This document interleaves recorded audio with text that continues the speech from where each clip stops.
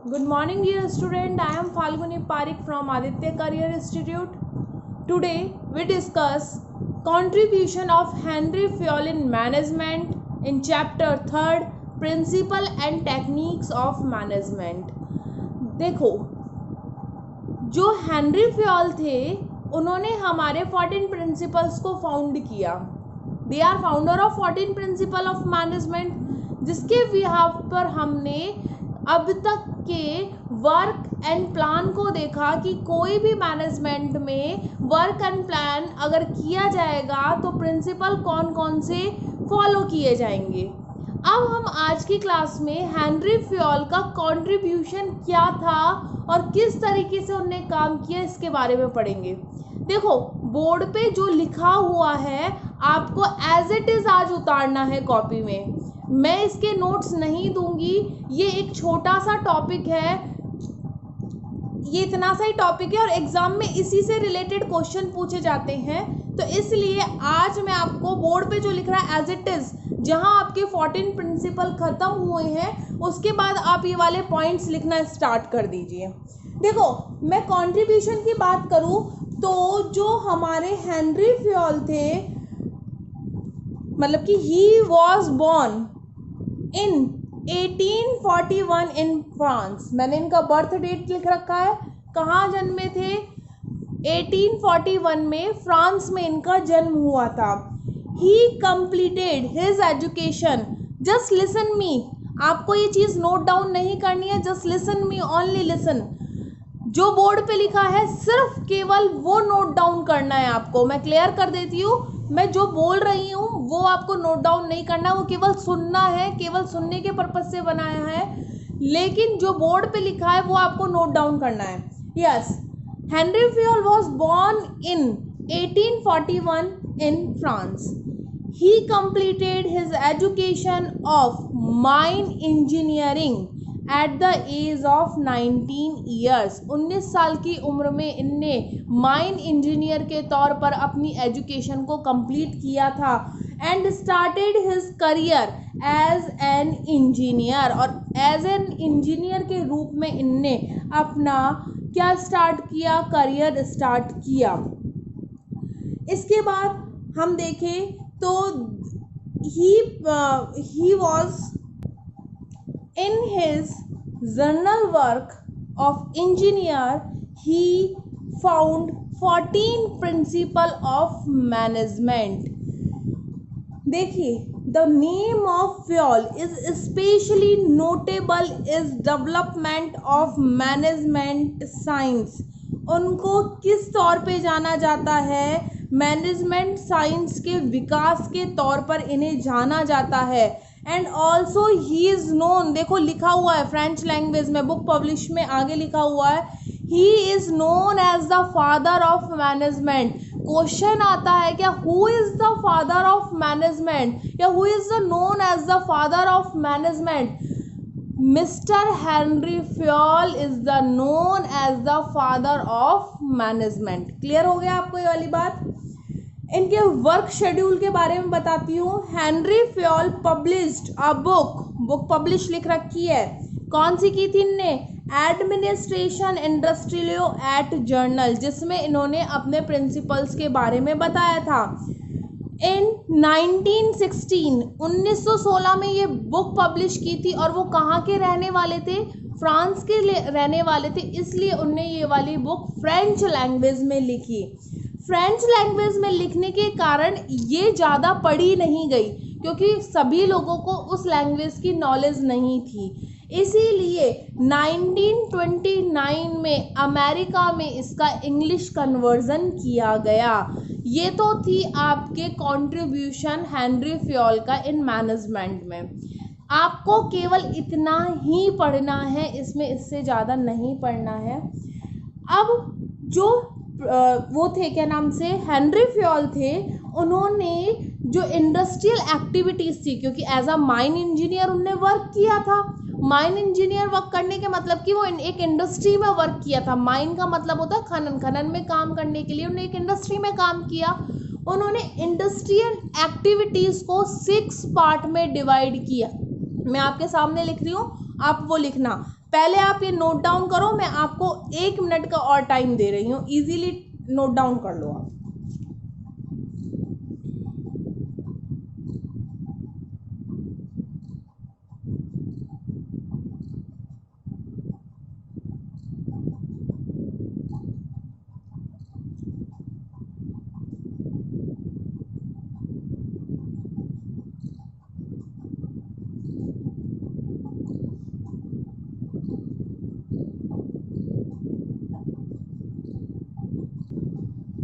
Yes, last point हमारा Henry Fayol का। इसके बाद हम नेक्स्ट क्लास से गुरु पीटर एफ ड्रकर के बारे में पढ़ेंगे। देखो, जैसा कि आपको पता है कि Henry Fayol was the mine engineer, एक माइन इंजीनियर के तौर पे काम किया है। तो उन्हें इंडस्ट्रियल एक्टिविटीज़ को देखा, उसको देखते हुए उन्होंने इंडस्ट्रियल एक्टिविटीज़ को कुछ पार्ट्स में डिवाइड किया। ये जो इंडस्ट्रियल एक्टिविटीज़ थी ये टॉप लेवल के मैनेजमेंट के लिए थी। कैसे थी? क्योंकि इंडस्ट्री में जब काम करते हैं तो टॉप लेवल के मैनेजमेंट को कुछ डिसीजंस लेने होते हैं। मेन डिसीजंस आपके सामने है, इनसे रिलेटेड होते हैं, जैसे technical related, commercial related, financial, security, accounting and managerial. उससे रिलेटेड डिसीजंस लेने के लिए वो कौन कौन सी एक्टिविटीज़ को देखते हैं। देखो, फर्स्ट है हमारा टेक्निकल एक्टिविटीज़। टेक्निकल एक्टिविटीज़ में प्रोडक्शन की सारी प्रोसेस को हमने इंक्लूड किया गया है। यानी जैसे कोई भी इश्यूज हो रहे हैं प्रोडक्शन से रिलेटेड, तो उस इश्यूज को ख़त्म करने के लिए टेक्निकल एक्टिविटीज़ में वर्क किया जाएगा। सेकेंड हमारी है कमर्शियल एक्टिविटीज़। इसमें कमर्शियल, देखो, कॉमर्स से रिलेटेड, जिसमें सेल्स एंड परचेज हो रही है और एक्सचेंज हो रहा है। यानी कमर्शियल एक्टिविटीज़ में हमने सारी परचेज एंड सेल्स और उसके एक्सचेंज को रिलेट किया है। यानी कितनी सेल होगी, कितनी परचेज होगी और कहाँ से कितना एक्सचेंज होगा। यानी पैसा भी तो आएगा ना, सेल्स परचेज में कितना पैसा आया, कितना गया। तो वो सारी एक्टिविटीज़ हमने कमर्शियल एक्टिविटीज़ में रखी हैं।